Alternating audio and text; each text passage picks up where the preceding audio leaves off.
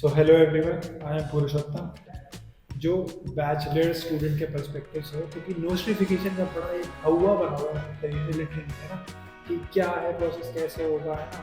तो जितना जल्दी स्टार्ट करोगे उतना बढ़िया है।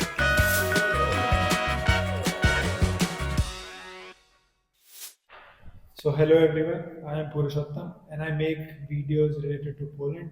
सो मेरे साथ आज विवेक है। हेलो। विवेक भाई, थोड़ा सा अपना ब्रीफ में इंट्रो दे। मैं विवेक हूँ और मैं इंडिया से हूँ और मैं यहाँ पे बैचलर्स कर रहा हूँ। तो बीबीए। इसीलिए हमने सोचा कि एक वीडियो डल जाए जो बैचलर स्टूडेंट के पर्सपेक्टिव से हो, क्योंकि नोटिफिकेशन का बड़ा एक हवा बना हुआ है एक तरीके से लिटरली, है ना, कि क्या है प्रोसेस, कैसे होगा, है ना।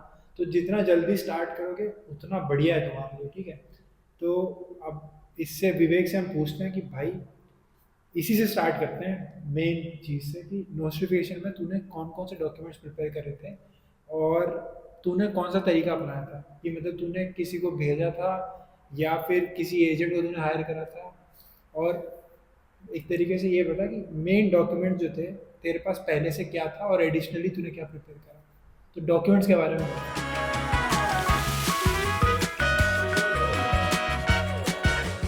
ओरिजिनली तो मतलब पहले तो लगेगा 12th की मार्कशीट ठीक है, एक वो और हो गया। टीसी लगेगा आपको और माइग्रेशन सर्टिफिकेट। ये तीन तीन ही लगते हैं बस। ठीक है, तो तूने बताया कि टीसी, माइग्रेशन सर्टिफिकेट और ऑफ कोर्स मार्कशीट, जो कि बहुत इंपॉर्टेंट है सीबीएसई वाली, ठीक है। तो ये तीन चीज़ें आपके पास होती हैं, ठीक है। इसके अलावा एडिशनल डॉक्यूमेंट कुछ प्रिपेयर करना होता है। तो तूने जो डॉक्यूमेंट प्रिपेयर करे थे उनका तेरे को एक तरीके से तूने कोई एजेंट करा था, ये मैंने बता पा एजेंट रहे किया था। करा था, तो उन्होंने तेरे को शायद फॉर्म्स भेजे होंगे, है ना। भेजे थे उन्होंने। तो कितने फॉर्म भेजे थे, अगर तेरे को रफ आइडिया याद है तो, या। एक ही फॉर्म भेजा था उन्होंने मुझे। ठीक है, तो वो फॉर्म तूने भरा था, हाँ, है भरा ना। था मैंने पूरा। ठीक है, उसमें फिर तूने क्या क्या डिटेल्स दी थी, एक तरीके से थोड़ा रफ आइडिया बता कि उसमें एक। डिटेल्स ये थी कि हम्म, तुम्हारे 12th में और 11th में क्या पढ़ाया गया है तुमको, हाँ हाँ सब्जेक्ट्स क्या क्या थे हाँ उसमें। हाँ हाँ। बस यही इन्फॉर्मेशन है उसमें। ठीक है, तो भाई देखो, ये मैंने एक वीडियो बनाई हुई है नोटिफिकेशन पे। वो वीडियो का लिंक मैं डाल दूंगा या आई बटन में मिल जाएगा। आप जाके देखो, उसमें मैंने बताया है कौन कौन से फॉर्म है, वो फॉर्म आपको भरने हैं। और मैंने वहाँ बताया भी है कि कैसे फॉर्म भरना है, ठीक है। तो आप देख सकते हो वीडियो। बाकी जैसा मतलब विवेक ने बताया कि ये स्कूल भी गया था, और वहाँ जाके तूने शायद स्टैम्प लेना होगा उनका, और सिग्नेचर शायद, है ना, स्टैम्प, सिग्नेचर, वेरीफाई प्रिंसिपल के कराना होंगे, हाँ। पड़ा। ठीक है, तो एक ये फॉर्म था। इसके अलावा मतलब और कोई फॉर्म था नहीं, और कुछ नहीं था। उनकी तरफ से, कि कितने पेज का फॉर्म था, याद है। 2 पेज का फॉर्म था, बट वो होता है एक ही पेज में। वो ठीक थोड़ा एक्सटेंडेड हो जाता है तो दो ठीक पेज में आता है बस। ठीक है, तो बस तूने वही फॉर्म भरा था, उसके बस अलावा वही भरा कुछ था। नहीं, है ना। नहीं। टीसी, माइग्रेशन माइग्रेशन और सर्टिफिकेट और 12th की 12th का मार्कशीट। मार्कशीट, इनको इसने अपोस्टाइल करा दिया था। हम्म। तूने बस अपोस्टाइल कराया था, हाँ, पोस्टल करवाया किसी था। एजुकेशन डिपार्टमेंट के पास जाके कुछ लिया नहीं था ना तूने, नहीं नहीं, कुछ नहीं। कि मतलब तूने कहाँ से करा था अपना हाई स्कूल। हाई स्कूल मैंने मतलब इंडिया से ही किया था। मतलब सिटी का नाम बता। सिटी ऊंचार, रैवली।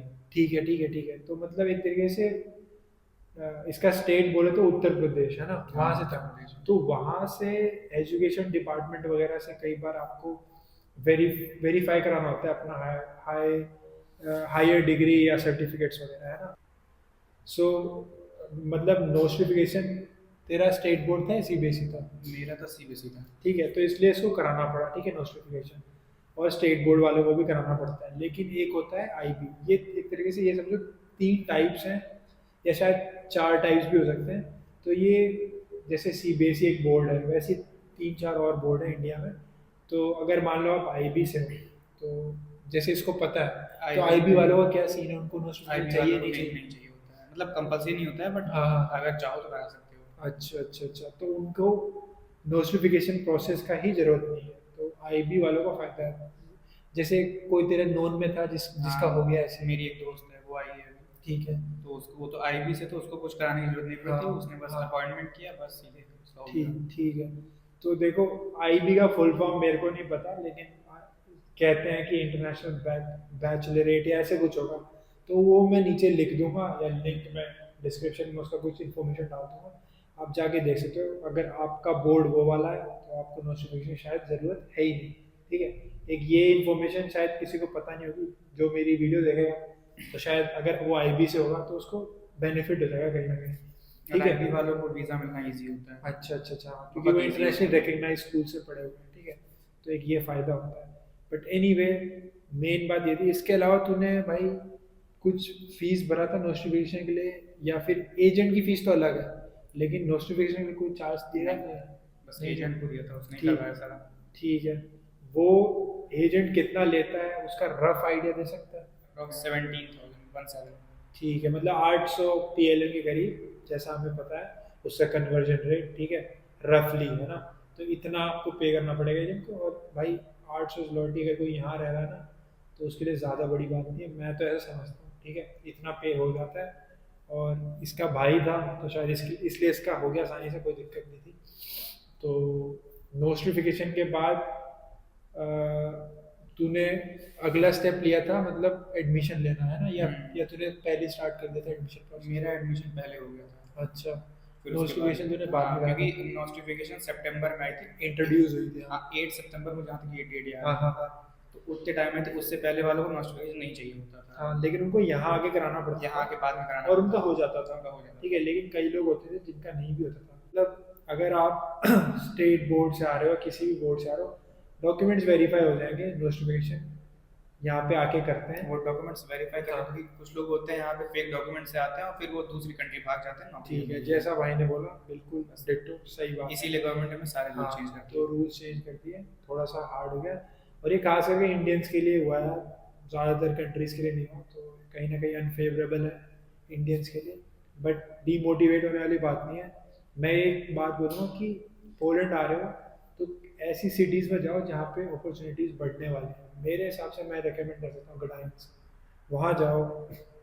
वहाँ पे सिर्फ बैंक्स वगैरह के जॉब्स बहुत हैं यहाँ पे, तो लॉजिस्टिक्स वगैरह का जॉब वहाँ है, क्योंकि वहाँ पे बॉल्टिक सी है। ठीक है, तो उसका एक एडवांटेज होता है। खैर एनीवे, ऑफ द टॉपिक बात होगी। ठीक है, अब वापस से विवेक पे आते हैं। तो विवेक भाई, तेरे को एडमिशन वगैरह हो गया था, नोटिफिकेशन तेरा क्लियर हो गया। ठीक है, और वीज़ा डॉक्यूमेंट्स में तूने क्या क्या डॉक्यूमेंट्स दिए थे, ब्रीफ में बता दे जो। और तूने क्रेडिट कार्ड कितना लगाया था, ये सब बता। मेरा क्रेडिट कार्ड अप्रॉक्स 6 लाख के आसपास का था, बट ठीक उसमें रिक्वायर्ड 5 या 5.5 तक की होती है। है। तो मैंने राउंड फिगर 6 करा दिया था। ठीक है। और तूने कोई बैंक स्टेटमेंट वगैरह लगाई थी? नहीं। नहीं लगाई थी। नहीं। और तूने आईटीआर वगैरह हाँ, लगाया था? आईटीआर लगाना पड़ता है। कितने कितने टाइम पे लगाया था? एक साल का मैं या 2 दो साल साल का लगा था मैंने। ठीक है, बढ़िया, सही है। तो इसके बाद एक बात बता कि तूने स्टेटमेंट ऑफ पर्पस लिखा होगा। हाँ, लिखा था ठीक है। मैंने। और डॉक्यूमेंट क्या क्या दिए थे तूने एम्बेसी को? स्टेटमेंट ऑफ पर्पस हो गया, ठीक और है, हाँ, वो ऐसा भी, हाँ। एसओपी हो गया, और सारे डॉक्यूमेंट्स हो गए ओरिजिनल। फाइनेंसेस, हाँ। फाइनेंसेस हो गए, क्या और क्लियर स्कूल हो से गया? मीडियम हाँ। ऑफ इंस्ट्रक्शन बनवाना पड़ता है। अच्छा, तो तूने वो बनवाया था? वो बनवाया था मैंने। ठीक है, उस पे स्टैम्प और सिग्नेचर होगा हाँ, उस पे स्कूल स्टैम्प और वगैरह सिग्नेचर का, है करवाया था ना? मैंने। ठीक है, बढ़िया। और ये बता, मीडियम ऑफ इंस्ट्रक्शन तूने खुद प्रिपेयर करा था या स्कूल वालों को बोल दिया था तो उन्होंने प्रिपेयर करा था? डिपेंड करता है वो स्कूल के ऊपर। अगर तो कुछ हाँ स्कूल होते हैं वो कहते हैं कि नहीं, हम खुद बना के देंगे हाँ अपना। हाँ हाँ हाँ। बट मैं तो अपना लिख के गया था, उन्होंने हाँ, बस प्रिंट करके स्टैम्प लगा दिया था। वेरीफाई कर दिया। तो कॉलेज में भी मेरा सीन यही था, मैंने भी ऐसे प्रिपेयर करा था। उनको लिख के देना होता है, फिर वो आपको डॉक्यूमेंट प्रिंट करके दे देते हैं अपनी तरफ से।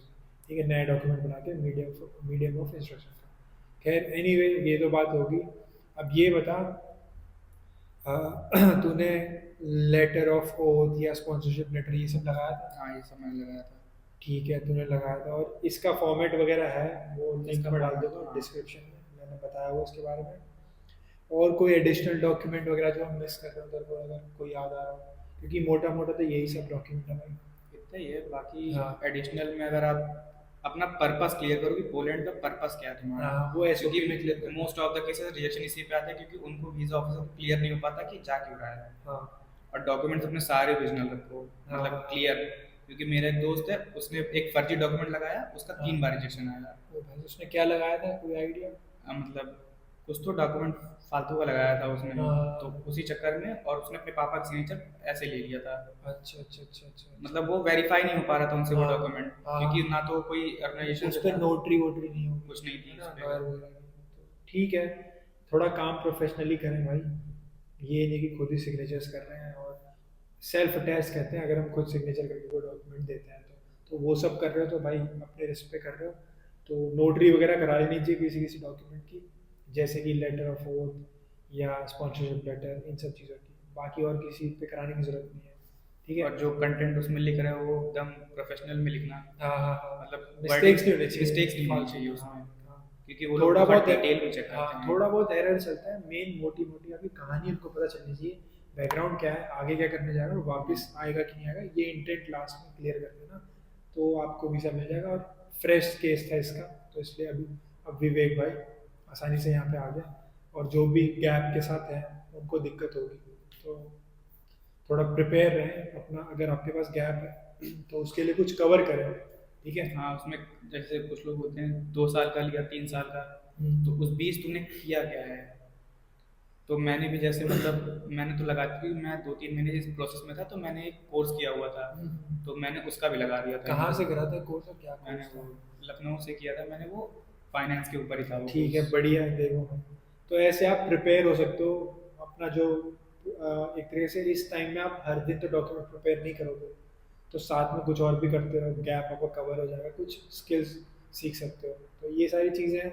बाकी ऑल इन ऑल हमने सारा कुछ कवर कर दिया, लेकिन अब मेन बात ये भी है कहीं ना कहीं कि वीज़ा स्लॉट्स वगैरह कैसे लेना है ना, तो तेरे वीज़ा सिचुएशन क्या था तू वो बता दे बस। मेरा ये था, बहुत इजी है ये वीज़ा स्लॉट लेना। ई काउंसलेट की वेबसाइट है, उस पे जाना है, उस पे पूरा फॉर्म भरना है, सारी डिटेल्स पे डालनी है, और मोस्टली वो मंडे को ड्रॉ होता है। ठीक है। तुम पूरा वीक करोगे, वीक पे ड्रॉ नहीं होगा, हाँ। मंडे को डेट होती है, 4 बजे तक, 5 बजे तक तुमको डेट मिल जाएगी। वो एक हफ्ते से लेके 2-3 हफ्ते तक ही देते हैं, उसी में मिल जाएगी, किसी न किसी को कोई ना कोई डेट मिल जाती है। हम्म।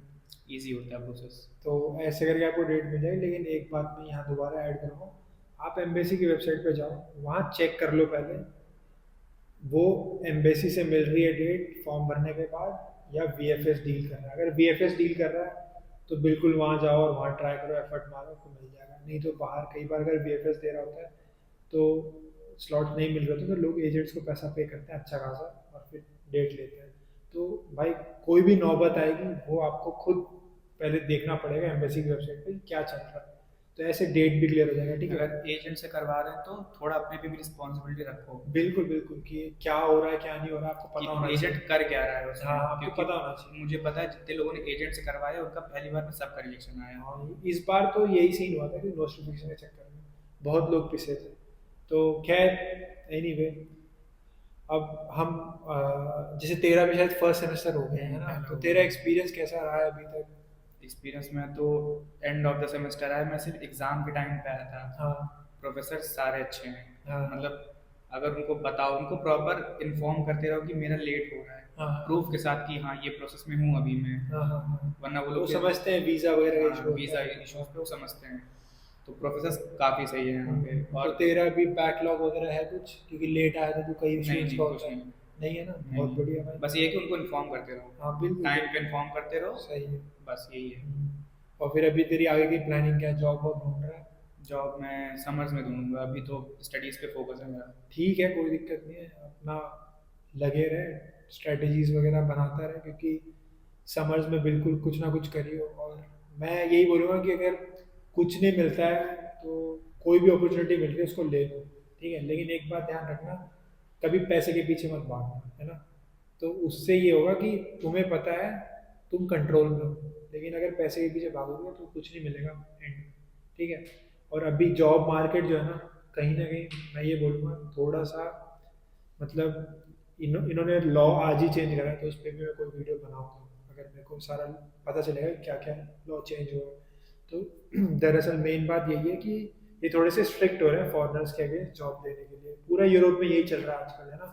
तो चांसेस अगर होंगे भी थोड़े से स्लिम हो जाएंगे मार्केट में, जॉब मार्केट में। लेकिन ये कोई डीमोटिवेट करने वाली बात नहीं है, क्योंकि अगर आप स्टूडेंट हो ना यहाँ पे, आपके पास वर्क परमिट लेने की ज़रूरत नहीं है आपको, स्टूडेंट स्टेटस मिल रहा है, तो जॉब तो मिल जाएगी भाई, कोई दिक्कत नहीं, लेकिन मेहनत करना, कुछ भी मिले ले लेना, और वो अपना एक्सपीरियंस एक तरह से ऐड कर लेना, उसके बाद ढूंढते रहना कुछ ना कुछ। और कि एक पार्ट टाइम जॉब में कभी भी पूरा हार्डवर्क मत देना, क्योंकि ज़्यादा काम करोगे तुम्हारे पास टाइम नहीं होगा जॉब ढूंढने के लिए, सीधी सी बात है। ठीक है, पैसा तो ले लोगे थोड़ा सा, लेकिन टाइम चला जाएगा तुम्हारा। तो ये एक मेरा एडवाइस है। बाकी भाई गुड लक तेरे को। Thank you. Thank you for making this video and see you in the next one.